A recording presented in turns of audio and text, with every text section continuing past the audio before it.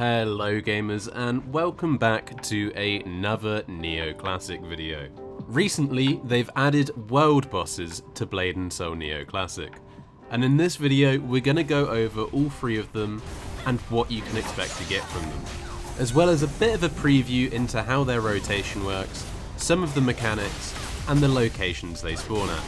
But just before we get into it, I would like to say I am playing Blade Master here, and this LMB RMB build with Pierce is a legitimate build that is fairly high DPS. I've got a few comments now and then saying that I don't know a PvE rotation, and it is a little bit freestyle at parts because I'm not that great at it. But this is an actual legitimate build in Neo, and I'm mostly playing it because the ping is a bit too high for me to play anything realistic. So, with that out of the way, let's get into it. So, 9 PM server time every weekday, you'll get a rotation of world bosses. Admittedly, I don't know how people know which boss spawns first.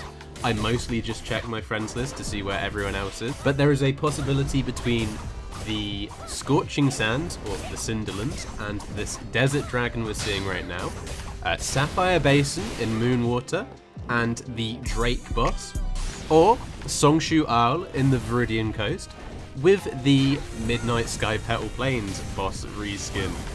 All three of these bosses have a mechanic in which they spawn golden orbs around them. These golden orbs can be picked up to give you a AP buff. This buff can stack up to 10 times and has a 1 minute duration. Getting a new stack of the buff will refresh the timer. So if you're going for top of the DPS meter, you want to be fully stacked at 10 at all times. Now, speaking about the DPS meter, all three of these world bosses are shared over multiple channels, meaning that the HP bar is a combined effort between every single one of the channels. Now, if you look closely at the DPS chart, you'll notice that every single one on my DPS meter is a BM. And this is because DPS meter is split up per class. And if you look even closer, you'll be able to see that the top 5 on the DPS chart get this little icon next to their names, which signifies they will get extra loot at the end of the boss fight. This extra loot may mean an increased chance at getting the weapon. Now, the main reason of you being here is to get the legendary weapon that these bosses drop. This is extremely rare though. To put things into perspective, on this DPS meter, I'm currently in 120th place.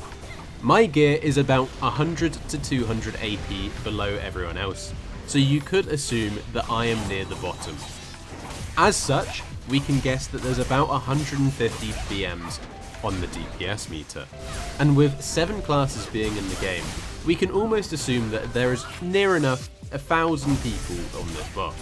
And the result from doing 2 of these world bosses was 2 weapons on the auction house. So to reiterate, over 1,000 people on 2 bosses resulted in 2 weapons on the entire server. However, this is China, their grinds are absolutely ridiculous, so I would take this with a grain of salt as to whether or not we're getting this on EU. That is, if we ever get EU, or global release, or anything from NCSoft. I hate this fucking company. Now, just showing you quickly the end of this boss and what you get from it. As I said earlier, I don't have crazy gear, and my DPS isn't the highest with my ping. Therefore, this is the average loot that you can expect to get. Nothing fancy, no legendaries, just a purple box. Within this box, you get a guaranteed 3 world boss tokens, a chance at the weapon, which is incredibly rare, a random chance at a random primer, a card roll, or a legendary material used to craft the true legendary weapon. But at most, expect to get 3 coins and nothing else.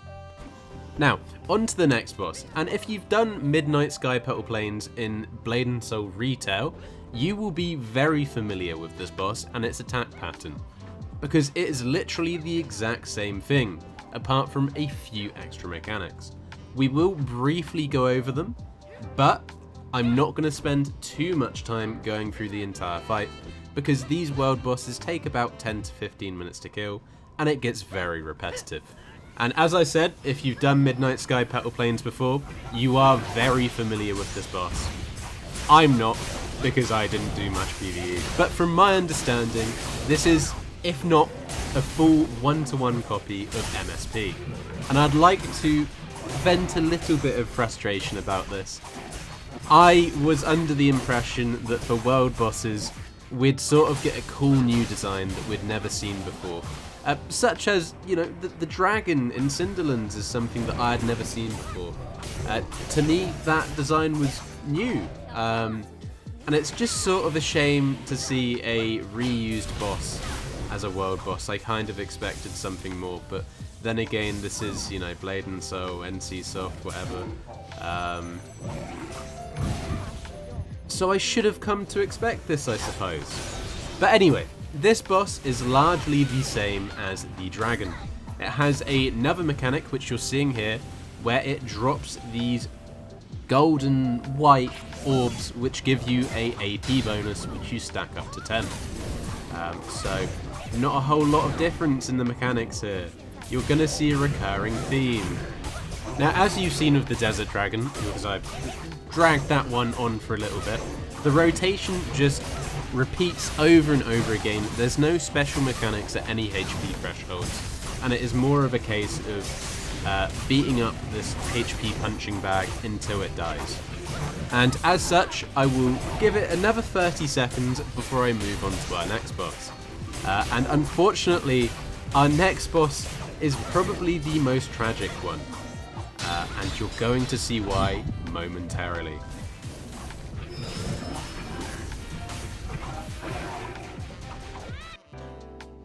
Now, our next boss is located in Sapphire Basin in Moonwater, and I did take this footage from my stream, so there is quite a bit of talking and random noises going on. I'll try to edit around that, but if you hear some things, then, you know, it is what it is. But this is now a good time to promote my stream at twitch.tv/illttv. I stream PvP on Blade & Soul and sometimes Neo gameplay if I feel like it. Drop by, give me a follow, and sometimes you'll see me streaming. Anyway, into the boss. It's a reused mob, boys. What the fuck? Oh! As you can see, this boss also has a golden white orb mechanic, as all three of them do. This boss is a reskin of Black Tower's first boss, or the Kandahar weekly quest boss. And the funny thing about this boss is, I never killed this one. I actually don't think anyone on the server ever killed this one. And that's because it seems to be bugged in a way that it regens more health than an entire server of people can do damage. Over 1,000 people could not kill this boss. So, I've not really got a whole lot to show of this boss. It's just sort of, it's here. And I don't know if anyone's going to kill it until it comes to global. If it comes to global, it's not coming to global, is it? Now, to finish off with, I will show you the loot that I got from the 2 bosses I managed to complete. I do believe I got very lucky with my rolls, not necessarily because of what I got, but more because of the fact that I actually managed to get primers from these boxes. I got a critical defense one and a accuracy one. I am unlikely to use either of them, but you know, it's nice to have. And these are legendary primers, and I will say there is legendary soul shields in the game now. However, it is unlikely I am ever gonna get one, because it takes 40 days to craft an entire set. And this is with random stats. This is just how absurd China is. 40 days to craft a legendary soul shield set. But that's for another time. Maybe I'll discuss it some other time.